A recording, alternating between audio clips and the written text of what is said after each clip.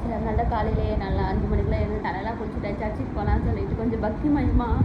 So வந்து இன்னைக்கு birthday and wedding day celebrate பண்ணுற எல்லாருக்குமே மனமார்ந்த வாழ்த்துக்கள் ஃப்ரெண்ட்ஸ். எப்போவுமே ஜாலியாக இருங்க, சந்தோஷமாக இருங்க, எந்த ஒரு நோய் நொடியும் இல்லாமல் ரொம்ப ரொம்ப ரொம்ப ஆரோக்கியமாக இருங்க, சரிங்களா?